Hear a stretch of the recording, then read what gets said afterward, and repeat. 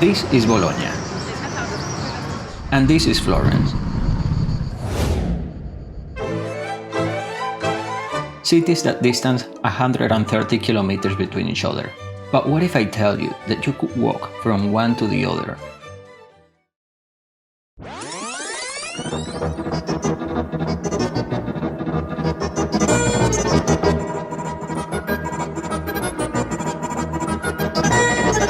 Well, it is not only possible, but it is a well-known path between hikers called degli, Path of Gods.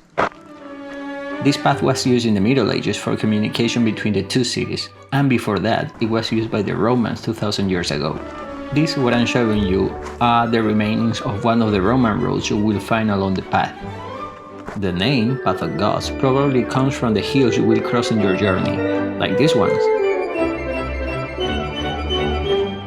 And at this point you may be wondering, why should I spend a week walking from one city to the other?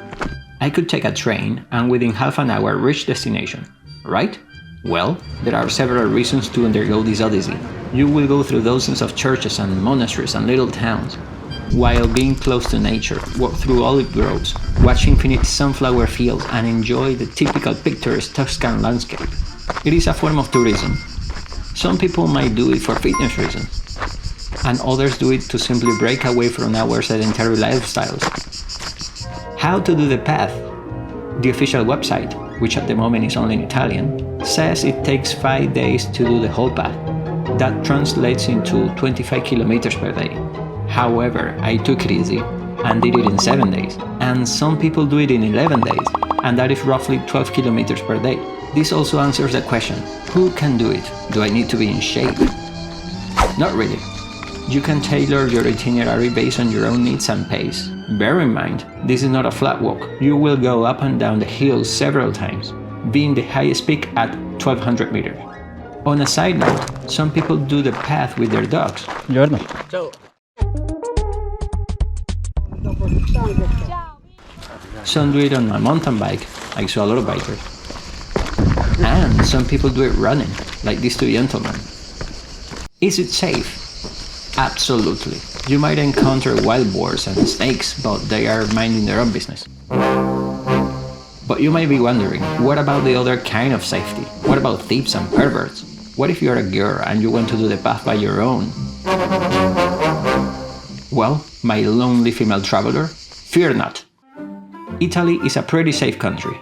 Even if you're alone, you will always cross other hikers. Sometimes happens that you walk at the same speed of the person in front of you for hours and hours. Plus, there is a sense of solidarity between hikers. Actually, it is the crowded places in the big cities where you have to pay attention to pickpocketers. Other than that, you'll be fine in Italy. How expensive is this adventure? It mainly depends on where you spend the night. I did my reservations with Bookings and Airbnb. And while doing so, I discovered a bunch of options that goes from bunk beds in hostels to luxurious residences. There is also the option of paying zero if you choose to do your own camping. You just have to check the designated areas for camping along the way. And what about food? Bring along some snacks with you. This is a matter of preference, but if you're interested, I bring with me a bottle of water, some fruits, and canned fish. Yeah, that's what I eat. And yes, they're delicious. Very important, you don't have to bring food for the whole week. This is not the Everest.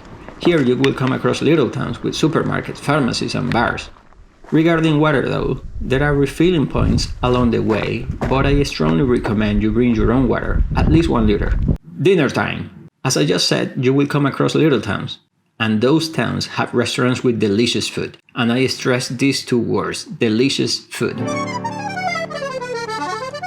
Because after endless hours of extenuating walk, this is the time to indulge yourself into the infinite varieties of dishes that goes from the dozen different styles of pasta to the various types of meats and cuts of pork and poultry and red meat.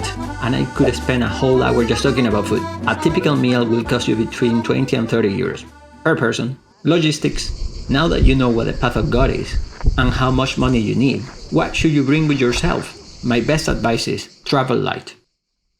This is what my backpack looks like. 2 sets of shirts, underwear, socks, and 1 set of casual clothing. This means you have to hand wash your clothes every day, or pay the hotel to do it for you. Tip: some Airbnb will let you use the washing machine. I also bring with me a hat, a raincoat, hygiene products, use small containers for soap and shampoo, a little box of medicines, here I list what I need, adjust this for your own needs, and your documents, cash, mobile, and a battery pack. If you're camping, you have to consider your tent, sleeping bag, and a towel. On a last note, the path is well indicated with these horizontal white and red lines. Sometimes you will see these vertical red, white, red lines. It is easy to follow. However, at some points I found bifurcations and options. This is why I recommend to bring an offline map. I have recorded the whole path, yes, the whole 7 days, and uploaded here on YouTube. So if you're interested, you can scroll the videos to have an idea of the views, the scenery, the time and distances, and the people you met on the way. I have tried to synthesize what the Path of Gods looks like in this short video. But if you still have questions about it, write it down in the comments and I'll do my best to answer. Meanwhile, buon cammino!